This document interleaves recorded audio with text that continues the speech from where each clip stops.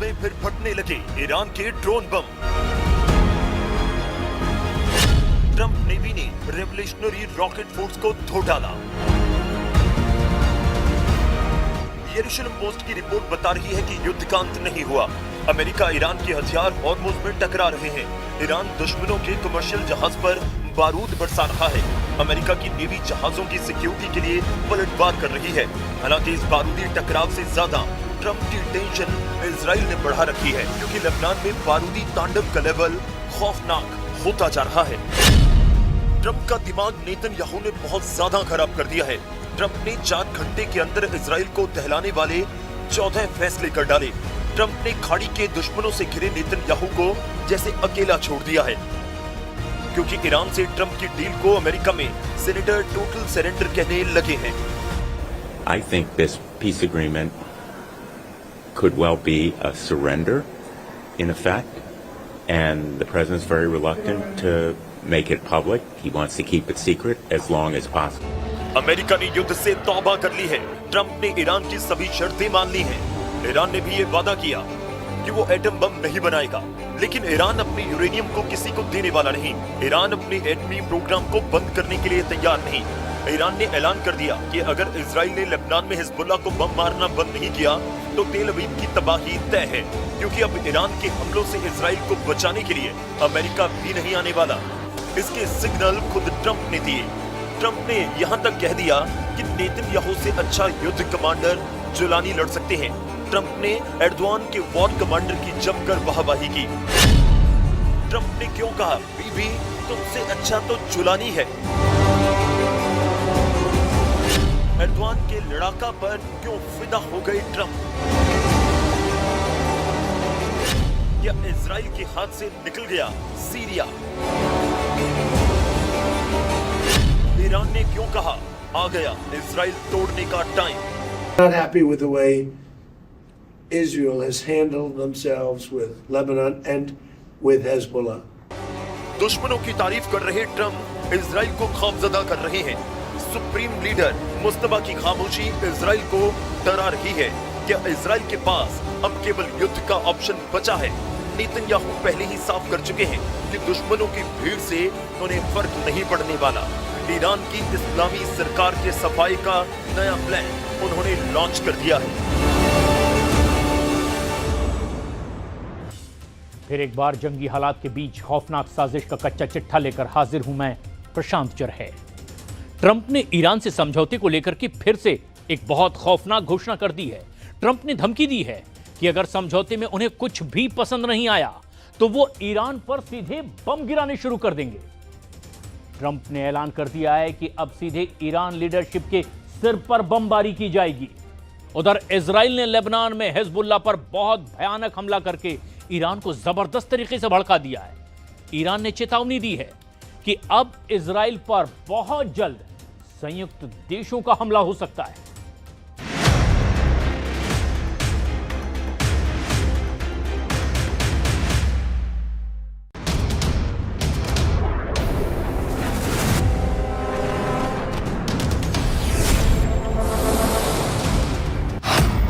Trump का सख्त फैसला, नेतन्याहू ईरान समझौते से आउट। ट्रंप का सख्त फैसला, नेतन्याहू को समझौते की शर्त नहीं बताई। ट्रंप का सख्त फैसला, इजराइल कार्ड्स को नहीं दिया वीजा। नेतन्याहू को युद्ध में अकेले छोड़ा। ट्रंप के सौजन्य से खाड़ी में एक नया वॉर जोन तैयार है। यहां ईरान और लेबनान से ज्यादा विस्फोटक और विध्वंसक युद्ध फाइनल हो चुका है, क्योंकि तुर्की के हथियार होंगे। जुलानी और अल शरा हमला करेंगे। इजराइल में हाहाकार होगा। नए वॉर जोन में ईरान को इजराइल की तबाही दिखाई दे रही है। खाड़ी में इजराइल के दुश्मनों में खुशी की लहर दौड़ पड़ी है, क्योंकि ट्रंप इजराइल पर भड़के हुए हैं। ट्रंप नेतन्याहू से नाराज हैं। ट्रंप नेतन्याहू की जगह सीरिया के राष्ट्रपति अहमद अल शरा और कमांडर जुलानी को अपना वॉर कमांडर बनाने जा रहे हैं। ट्रंप ने नेतन्याहू को सलाह दी है कि वो हिजबुल्लाह के सफाई का काम छोड़ दें। ट्रंप ने इस मिशन के लिए अहमद अल शरा को ज्यादा भरोसेमंद बताया है। That I can tell you. And I suggested to Israel to let Syria take care of Hezbollah. Because to be honest with you, I think they do a better job of doing it. Trump के तेवर बता रहे हैं कि वो Israel के लिए अब अपना एक भी हथियार खर्च नहीं करेंगे। ट्रंप खुल्लम खुल्ला कह रहे हैं कि उन्हें अब नेतन्याहू के किसी युद्ध से कोई मतलब नहीं। क्या यही वजह है कि ट्रंप ईरान से डील की सबसे जरूरी बातें किसी को नहीं बता रहे?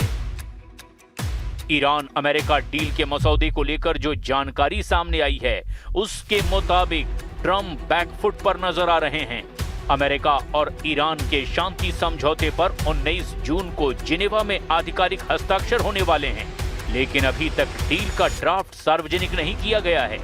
हालांकि सऊदी मीडिया आउटलेट अल अरबिया ने दावा किया कि उनके पास समझौते की कॉपी है। अल अरबिया ने दावा किया कि डील ड्राफ्ट में लेबनान समेत सभी मोर्चों पर युद्ध को तुरंत और हमेशा के लिए खत्म करने की बात कही गई है। साथ ही इसमें प्रतिबंधों में ढील, अमेरिकी सेना की वापसी और परमाणु प्रोग्राम से जुड़े कई कदम भी शामिल हैं। समझौते में ईरान को $300 अरब की फंडिंग का इंतजाम का जिक्र है, जिसे ईरान युद्ध का हर्जाना बताया जा रहा है। ट्रंप ने $300 अरब मुआवजे वाले दावे को झूठा कहा है। Is the text of the agreement now final, or are you still? No, it's false. People, you can invest if you want. I mean, what am I going to do? Say nobody's ever allowed to invest? No, we're not investing. We're not putting up 10 cents, and people can decide to do that, but that's up to them. I mean, do you want me to say nobody's ever allowed to invest in a country? I'll say it with Egypt. Nobody's allowed to invest in Egypt. Am I supposed to say that? I'm asking whether we are not investing in it, and we do not have a fund. लेकिन ये बात कई sources से बार-बार सामने आई और इसीलिए doubt बढ़ता जा रहा है। अगर ईरान ने $300 अरब हर्जाना हासिल कर लिया, तो फिर युद्ध में वो विन विन सिचुएशन में आ सकता है, क्योंकि इजराइल को रोकने के लिए अब ईरान को जोर लगाने की जरूरत नहीं। इजराइल अब सीरिया फ्रंट पर उलझ सकता है। Gerekli diplomatik yöntemler kullanarak bir eylem birliğine dönüşmesi gerekiyor artık. İsrail bütün dünyanın kendisine karşı bir diplomatik eylem çabası içinde olduğunu gördüğü zaman adım atması mümkün değildir. क्योंकि सीरिया में वही होता है जो एर्दोआन चाहते हैं, क्योंकि कमांडर जुलानी एर्दोआन को अपना रोल मॉडल मानते हैं। सीरिया के राष्ट्रपति अहमद अल शरा पहले अबू मोहम्मद अल जुलानी के नाम से कुख्यात थे। कमांडर जुलानी हयात तहरीर अल शाम, जिसे कि HTS कहा जाता है, इसके टॉप कमांडर थे। HTS के लड़ाकों ने सीरिया में बशर अल असद की सरकार का तख्ता पलट किया था। बशर के तख्ता पलट का मास्टरमाइंड एर्दोआन को बताया जाता है, जिन्होंने कमांडर जुलानी को हर तरह से मदद पहुंचाई। लेकिन जब सीरिया में बशर और जुलानी का युद्ध भड़का, तो इजराइल ने सीरिया में अपने बफर जोन का विस्तार किया। इजराइल ने सबसे अहम मोर्चे माउंट हॉर्मोन तक सैन्य तैनाती कर दी, जहां से इजराइल ने हिजबुल्ला और ईरान पर जबरदस्त हमले किए। लेकिन तुर्की को सीरिया में इजराइल का कब्जा बर्दाश्त नहीं है। अब ट्रंप के दिए ऑफर से कमांडर जुलानी और एर्दोआन को इजराइल से बदला लेने का सही मौका मिल गया है। तुर्की, सीरिया, लेबनान और ईरान का गठबंधन इजराइल पर भयानक हमले का प्लान बना रहा है। इजराइल पर ईरान बहुत भारी पड़ने लगा है। ट्रंप की बेरुखी ने नेतन्याहू के होश उड़ा दिए हैं। ईरान से डील करने के लिए बेचैन ट्रंप ने इजराइल पर 14 सख्त फैसले लिए हैं। इनमें सबसे बड़ा फैसला युद्ध के मैदान में इजराइल का साथ न देने का है। ट्रंप कह चुके हैं कि अगर वो नहीं होते तो इजराइल नहीं बचता। ट्रंप बता चुके हैं कि ईरान को उन्होंने रोके रखा, नहीं तो इजराइल तबाह हो जाता। लेकिन अब ट्रंप किसी को रोकने वाले नहीं हैं। वो सिर्फ ईरान से समझौता चाहते हैं। No, it's not final. It's a memorandum of understanding. And if I don't like it, we'll go back to shooting at them, dropping bombs on their head. When do you expect the wording? If I don't like it, if they don't behave, we'll go right back to dropping bombs right smack in the middle of their head. उन्होंने Iran से युद्ध करके देख भी लिया। Iran को हरा पाना नामुमकिन है, इसीलिए ट्रंप मजबूरी में अब डील कर रहे हैं। लेकिन इजराइल 5 फ्रंट पर अकेले युद्ध लड़ता चला जा रहा है। लेबनान, यमन, सीरिया, गाजा और ईरान। फिलहाल लेबनान को इजराइल सबसे ज्यादा तवज्जो दे रहा है। दक्षिणी लेबनान में भारी बमबारी लगातार जारी है। बहुमंजिला इमारतों को इजराइल हवाई हमलों में ढहा रहा है। लेकिन इन धमाकों के साथ इजराइल ने नए युद्ध की गारंटी भी दे दी है। इन धमाकों के साथ इजराइल ने बता दिया है कि नईम कासिम का भी वही हाल होगा जो हसन नसरल्लाह का हुआ।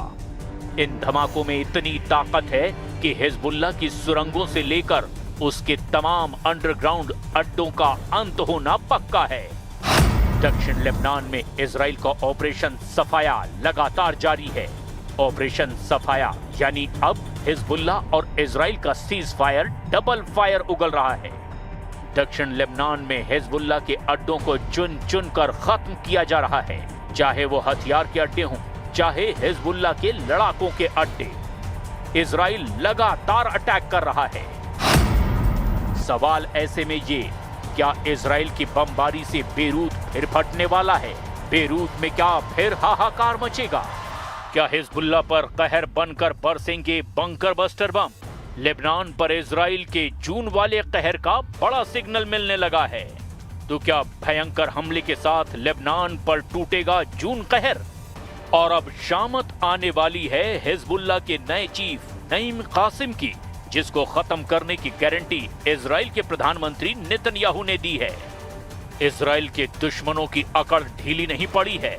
हमास, हूथी और हिजबुल्लाह सही मौके के इंतजार में हैं, मगर नेतन्याहू की सबसे बड़ी टेंशन सीरिया के सर्वे सर्वा अहमद अल शरा उर्फ कमांडर जुलानी हैं। तुर्की के राष्ट्रपति एर्दोआन के खासम खास कमांडर जुलानी सीरिया से इजराइल को भगाने का मिशन ऑन कर चुके हैं। कमांडर जुलानी के कट्टर लड़ाकों का पावर शो जब शुरू होगा, तब इजराइल आखिर क्या करेगा?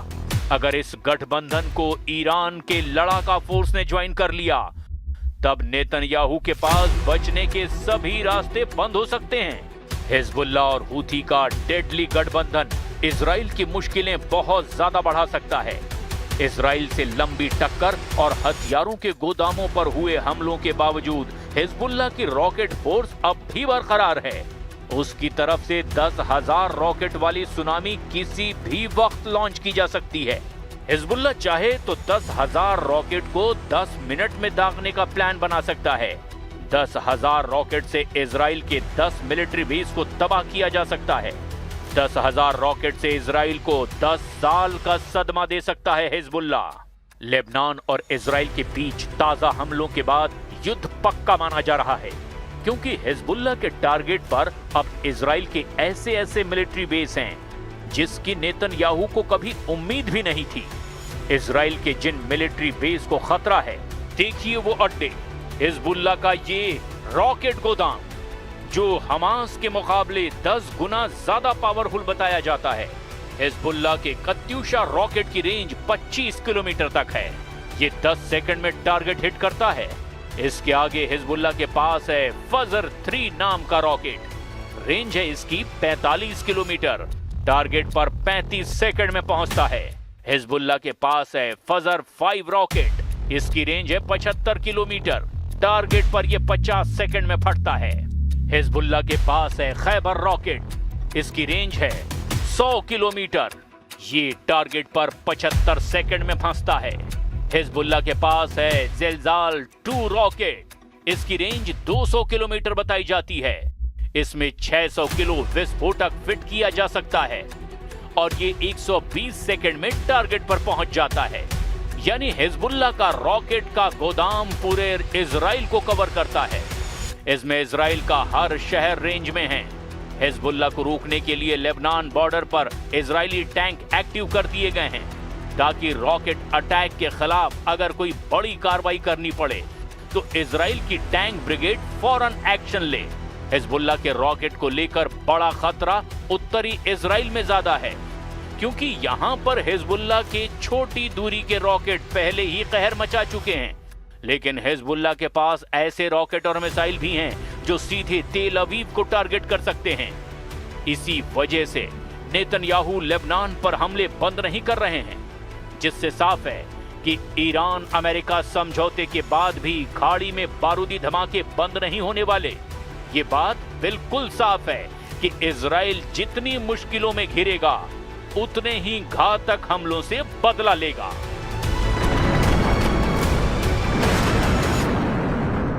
इस जंग के बीच ज़ेलेंस्की G7 की बैठक में शामिल होने के लिए फ्रांस पहुंचे, जहां उन्होंने ट्रंप से मुलाकात की है और ट्रंप ने ज़ेलेंस्की को पुतिन से समझौता करने की सलाह दे दी।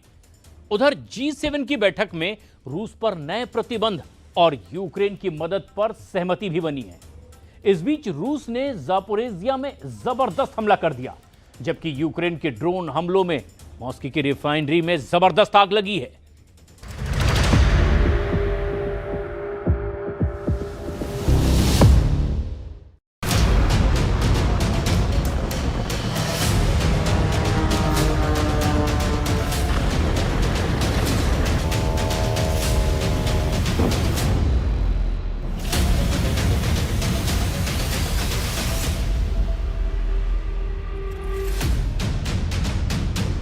G7 की बैठक से निकली एक तस्वीर और उसी तस्वीर ने मॉस्को से लेकर कीव तक हलचल बढ़ा दी है। क्या पश्चिमी देशों ने यूक्रेन के लिए कोई नया गेम प्लान तैयार कर लिया है?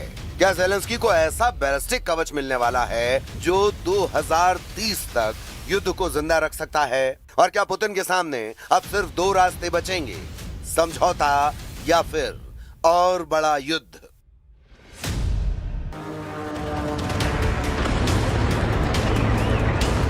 यूक्रेन के लॉन्ग रेंज ड्रोन की मार से मॉस्को में आग लगी हुई है। काले धुएं से चारों तरफ तबाही का तूफान है।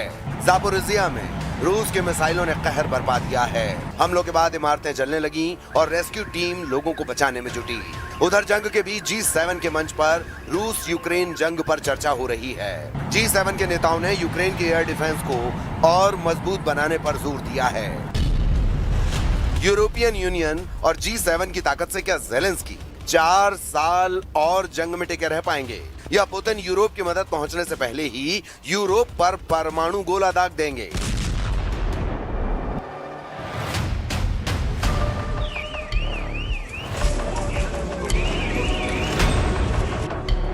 ऐसे यूरोप की मदद मिलने से पहले ही रूस ने यूक्रेन को बहुत तेजी से जलाना शुरू कर दिया है। रूस के हमले से ज़ापोरिजिया में हर तरफ तबाही का मंजर है। सड़कों पर चारों तरफ मलबा बिखरा दिखाई दिया। जो वीडियो सामने आया उसमें यूक्रेन के फायर फाइटर इमारतों में लगी आग को बुझाते दिखे। रेस्क्यू टीम बच्चों और स्थानीय लोगों को सुरक्षित ठिकाने पर ले जाते दिखी। ज़ापोरिजिया के गवर्नर ने दावा किया कि शहर के 5 इलाकों को टारगेट किया गया, जिनमें एक रिहायशी इमारत, शॉपिंग सेंटर, एक शैक्षणिक संस्थान को नुकसान पहुंचा है। जंग के बीच ज़ेलेंस्की ने चौंकाने वाला दावा किया है। सवाल है कि ज़ेलेंस्की क्यों कह रहे हैं कि पुतिन युद्ध खत्म नहीं करना चाहते हैं? ज़ेलेंस्की ने क्यों कहा कि मॉस्को यूक्रेन की लंबी दूरी की ताकत महसूस कर रहा है?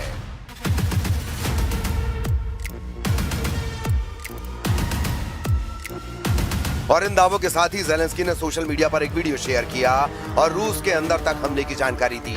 यूक्रेन का दावा है कि उनकी फोर्सेस ने मॉस्को को टारगेट किया और 500 किलोमीटर दूर एक ऑयल रिफाइनरी को निशाना बनाया गया है। ज़ेलेंस्की ने इस ऑपरेशन के लिए यूक्रेन की सुरक्षा एजेंसी, स्पेशल ऑपरेशन फोर्सेस और मिसाइल यूनिट की तारीफ की है। ज़ेलेंस्की ने कहा कि रूस को युद्ध के दबाव का अहम हिस्सा है।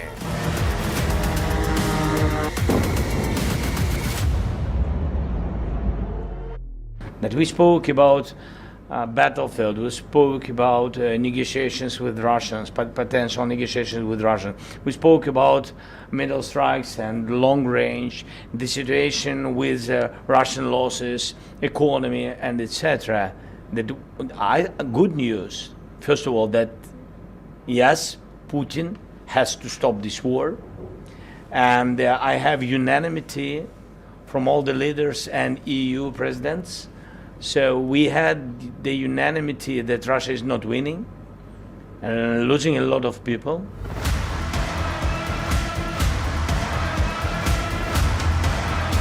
सवाल है कि आखिर ज़ेलेंस्की को इतना भरोसा क्यों है? आखिर वो किस ताकत के दम पर कह रहे हैं कि रूस को सरेंडर करना पड़ेगा? यूरोप की सबसे ताकतवर अर्थव्यवस्थाओं और G7 देशों से मिल रहे समर्थन ने कीव का आत्मविश्वास बढ़ा दिया है। फ्रांस में हुई बैठक के दौरान यूक्रेन की सुरक्षा को लेकर कई बड़े संकेत मिले। एयर डिफेंस से लेकर लंबी दूरी की क्षमता और सैन्य सहयोग तक पश्चिमी देश बार बार यही संदेश दे रहे हैं कि यूक्रेन को अकेला नहीं छोड़ा जाएगा।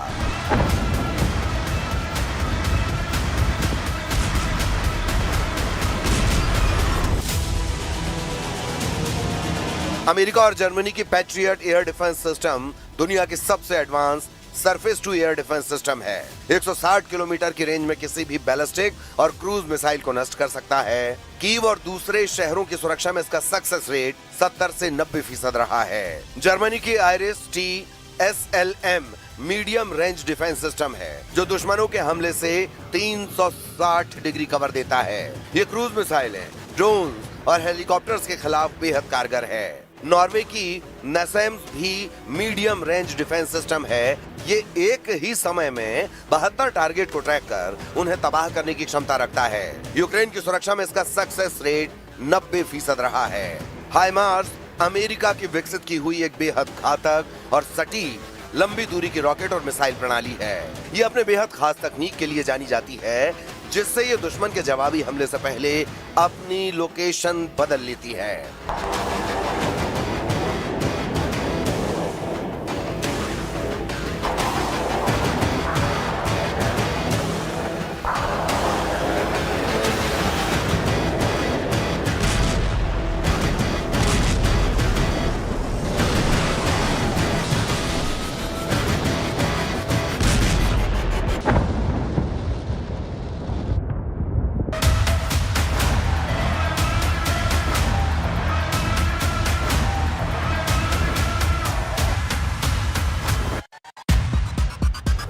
अब सवाल है कि क्या G7 की ढाल से कीव बच जाएगा? क्या यूरोप पुतिन के लिए नई दीवार खड़ी कर रहा है? लेकिन इसी के साथ क्रेमलिन का गुस्सा भी बढ़ रहा है। रूस पहले ही कई बार चेतावनी दे चुका है कि पश्चिमी हथियारों की सप्लाई सिर्फ युद्ध को लंबा करेगी। पुतिन के करीबी नेताओं को यहाँ तक चेतावनी दी है कि रूस अपनी सुरक्षा के खिलाफ किसी भी खतरे का जवाब देने के लिए हर विकल्प खुला रखेगा। क्या जंग में पुतिन कोई बड़ा सरप्राइज देने वाले हैं? क्या पुतिन यूरोप को किसी परमाणु हथियार से जवाब देंगे? रूस ने पिछले महीने ही अपनी परमाणु ताकत का ट्रेलर दिखाया है। रूस ने सबसे ताकतवर RS-28 सरमत बैलिस्टिक मिसाइल की दूसरी सफल टेस्टिंग की। इसके साथ ही जिरकॉन हाइपरसोनिक मिसाइल का भी परीक्षण किया गया। इसके साथ ही अचानक एक बड़ा परमाणु अभ्यास शुरू कर दिया जिसमें रूस ने जमीन, समुद्र और हवा में अपनी ताकत दिखाई। रूस ने इस न्यूक्लियर एक्सरसाइज को सिर्फ 72 घंटों में पूरा भी कर लिया। इसमें 64,000 सैनिक, 200 से ज्यादा मिसाइल लॉन्चर, 140 विमान, 73 युद्धपोत और 13 पनडुब्बियों ने हिस्सा लिया। रूस के पास एक से एक ताकतवर एटमी ताकत है। बुरेवेस्तनिक रूस की ऐसी परमाणु मिसाइल है जो असीमित मारक क्षमता के साथ रडार को चकमा दे सकती है। एक परीक्षण में इसने करीब 14,000 किलोमीटर की दूरी तय की थी और 15 घंटे तक हवा में रही। दावा है कि इसकी रेंज 10,000 से 20,000 किलोमीटर के बीच है। पोसाइडन रूस के विकसित एक परमाणु संचालित और परमाणु सक्षम अंडर वाटर ड्रोन है। 2 मेगाटन बारूद के साथ दुश्मन के तटीय शहरों में सुनामी जैसा कहर पैदा कर सकती है। हाल में रूस ने जिस परमाणु हथियार का परीक्षण किया है उसका नाम है RS-28। सरमत है, नेटो उसे शैतान बुलाता है। इसकी रेंज 18,000 से 35,000 किलोमीटर है और ये 10 टन पेलोड के साथ टारगेट को हिट कर सकती है। Наши войска удерживают стратегическое преимущество, уверенно идут вперед, и никакие обстрелы и беспилотные удары эту ситуацию уже не поменяют. Движение идет по всем направлениям. Противник не может сдержать этот натиск и переходит к откровенно террористическим методам. यानी तस्वीर साफ है। एक तरफ G7 और यूरोप यूक्रेन को मजबूत करने में लगे हैं तो दूसरी तरफ रूस अपने मिसाइल और ड्रोन हमलों की रफ्तार बढ़ा रहा है। सवाल यह है कि अगर दोनों पक्ष पीछे हटने को तैयार नहीं हैं, तो क्या ये जंग 2026 नहीं बल्कि 2030 तक खिंच सकती है। वॉर एक्सपर्ट दावा कर रहे हैं कि अब ये लड़ाई सिर्फ जमीन के कुछ किलोमीटर की नहीं रह गई है। ये उत्पादन क्षमता, हथियारों की सप्लाई, एयर डिफेंस और अर्थव्यवस्था की जंग बन चुकी है। जिस पक्ष के पास ज्यादा संसाधन और ज्यादा धैर्य होगा, वही अंत में बढ़त हासिल करेगा। रूस इस जंग में 71 लाख करोड़ से ज्यादा पैसे खर्च कर चुका है। रूस अपने बजट का 30-40% हिस्सा जंग पर खर्च कर रहा है, जबकि यूक्रेन का खर्च रूस के मुकाबले कम है। यूक्रेन इस जंग में 30 लाख करोड़ रुपए खर्च कर चुका है। आंकड़े भले ही कम हैं, लेकिन वो भी अपनी जीडीपी का 30 से 40% हिस्सा जंग पर खर्च कर रहा है। और इस बीच दोनों तरफ से लंबी दूरी के हमले लगातार तेज हो रहे हैं। यूक्रेन रूस के अंदर तक पहुंचकर ऑयल डिपो और सैन्य ठिकानों को निशाना बना रहा है, तो रूस मिसाइलों और ड्रोन की मदद से यूक्रेन के शहरों पर दबाव बढ़ा रहा है। यानी अब